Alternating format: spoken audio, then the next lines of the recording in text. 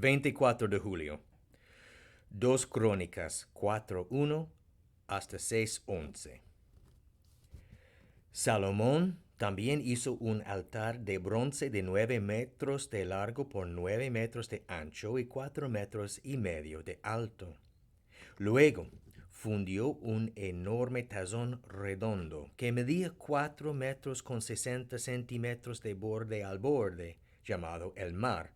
Tenía 2 metros con 30 centímetros de profundidad y 13 metros con 80 centímetros de circunferencia.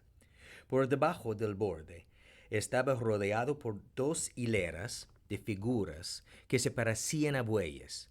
Había 20 bueyes por metro de la circunferencia que se habían fundido como parte del tazón. El mar estaba colocado sobre una base formada por 12 bueyes de bronce que miraban hacia afuera. 3 miraban hacia el norte, 3 hacia el occidente, 3 hacia el sur y 3 hacia el oriente, y el mar estaba asentado sobre ellos. El grosor del mar era de unos 8 centímetros, su borde era acampanado como una copa y se parecía a una flor de nenúfar. Tenía capacidad para unos 63,000 litros de agua.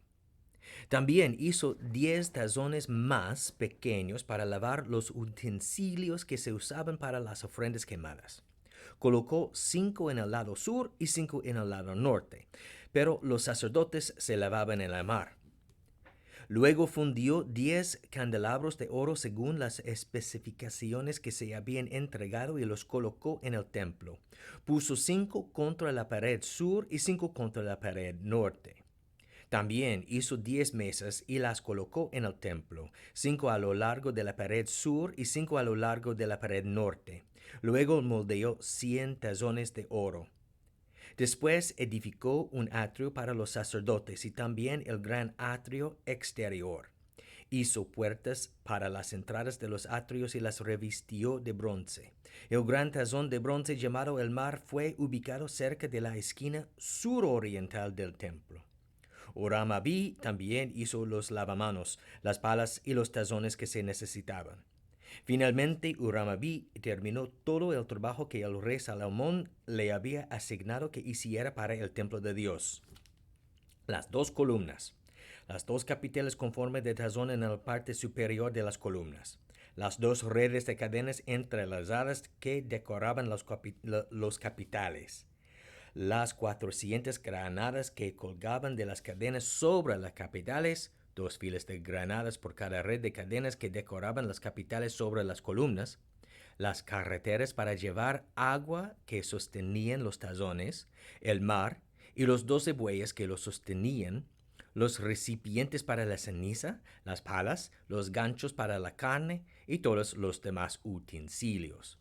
Huram-Abi hizo todos estos objetos de bronce bruñido para el templo del Señor, tal como le había indicado el rey Salomón. El rey mandó que se fundieran en moldes de barro en el valle del Jordán, entre Sucot y Zaratán. Salomón utilizó tanto bronce que no se pudo determinar el peso.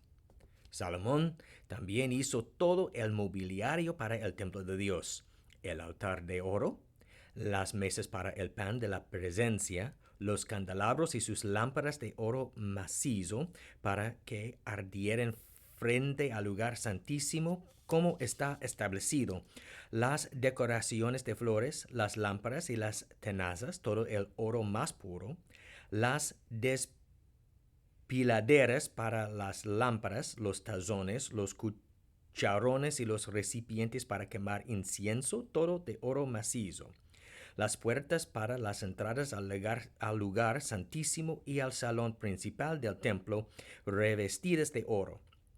Así terminó Salomón todo su trabajo para el templo del Señor. Luego trajo todos los obsequios de su padre David había consagrado, la plata, el oro y los diversos objetos, y los guardó en los tesoros del templo de Dios. Entonces Salomón mandó llamar a los ancianos de Israel y a todos los jefes de las tribus, los líderes de las familias patriarcales de Israel, para que fueran a Jerusalén. Ellos debían trasladar el arca del pacto del Señor desde su sitio en la ciudad de David, también conocida como Sión, hasta el templo.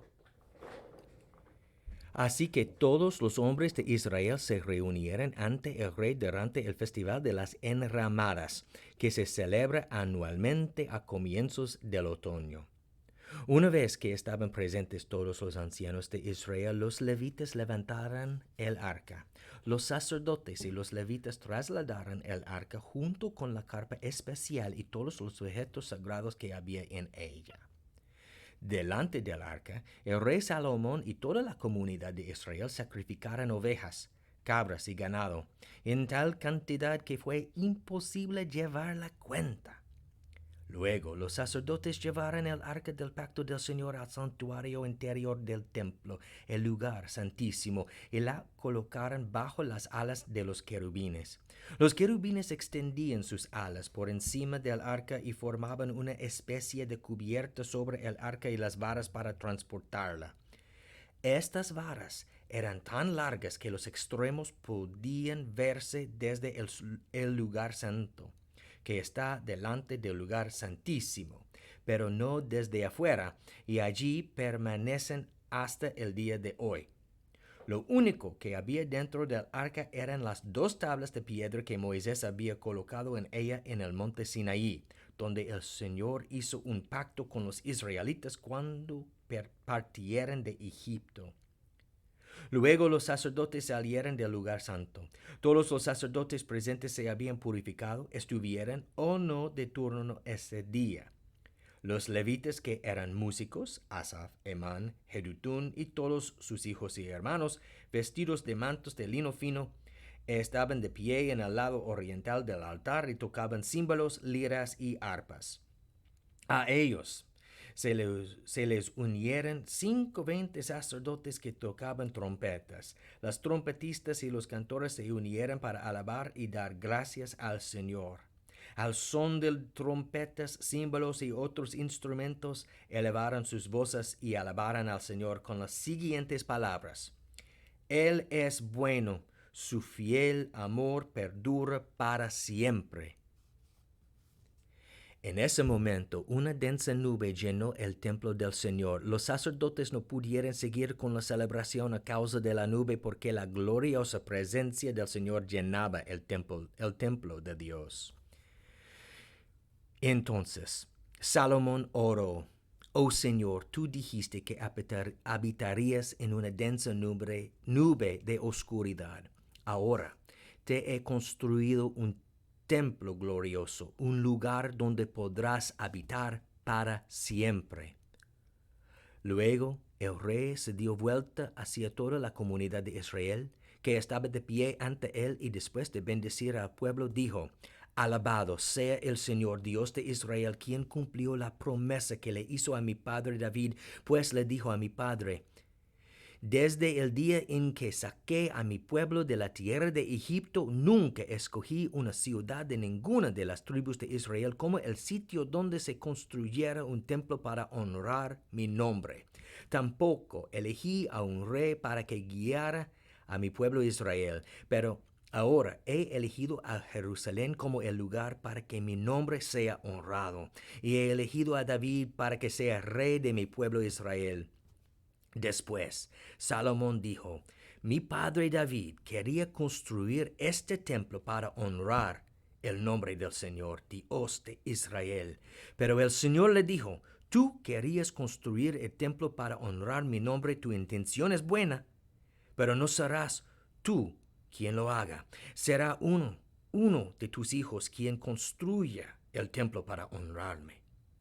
Ahora el Señor ha cumplido la promesa que hizo, porque he llegado a ser rey en lugar de mi padre y ocupo del trono de Israel, tal como el Señor lo prometió. He construido este templo para honrar el nombre del Señor, Dios de Israel. Allí he colocado el arca, la cual contiene el pacto que el Señor hizo con el pueblo de Israel. Romanos 7, 1 hasta 13. Ahora bien, amados hermanos, ustedes que conocen la ley no saben que la ley se aplica solo mientras una persona está viva? Por ejemplo, cuando una mujer se casa, la ley la une a su marido mientras él viva. Pero si él muere, las leyes del matrimonio ya no se aplican a ella. Así que mientras su marido viva, ella cometería adulterio si se casara con otro hombre. Pero si el esposo muere, ella queda libre de esa ley y no comete adulterio cuando se casa de nuevo.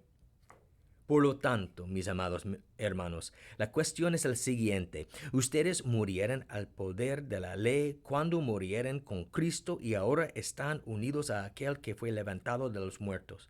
Como resultado, podemos producir una cosecha de buenas acciones para Dios.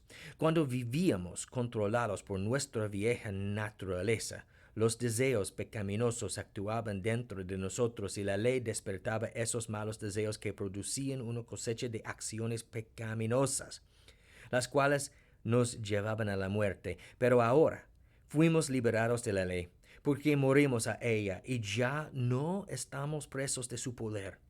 Ahora podemos servir a Dios no según el antiguo modo que consistía en obedecer la letra de la ley, sino mediante uno nuevo, el de vivir en el Espíritu.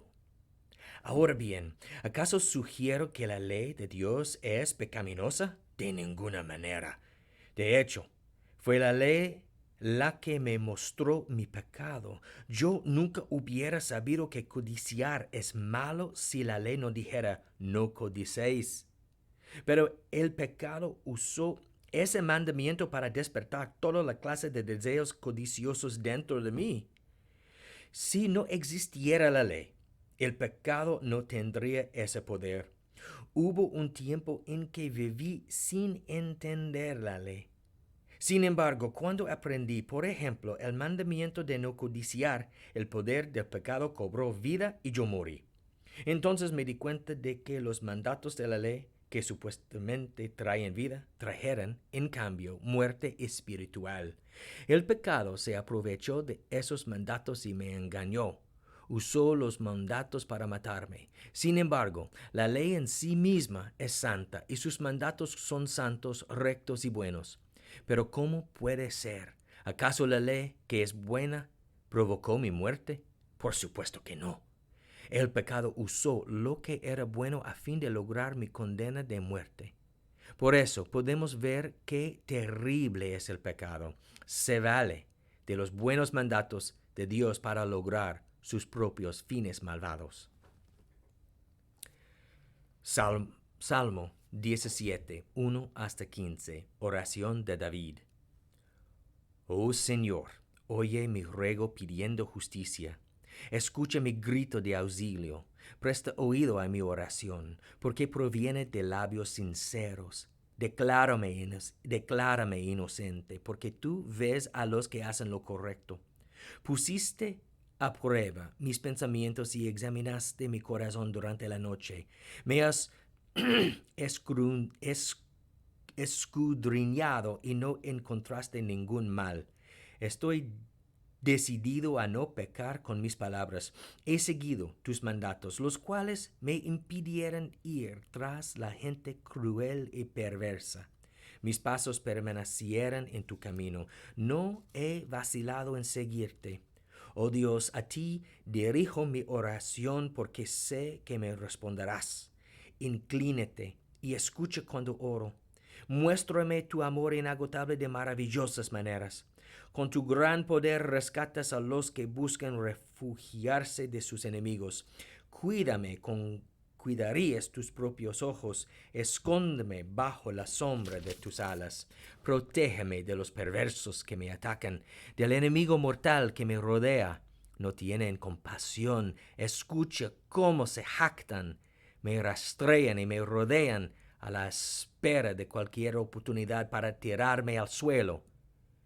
Son como leones hambrientos, deseosos para despedazarme, como leones jóvenes escondidos en emboscada.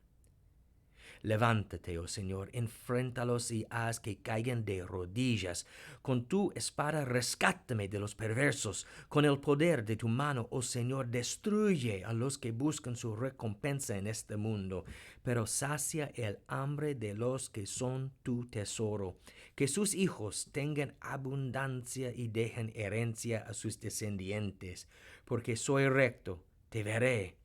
Cuando despierte, te veré cara a cara y quedaré satisfecho. Y por fin en esta noche, Proverbios 19, 22 hasta 23. Lo que hace atractiva es una persona. Lo que hace atractiva a una persona es su lealtad. Es mejor ser pobre que deshonesto. El temor del Señor conduce a la vida.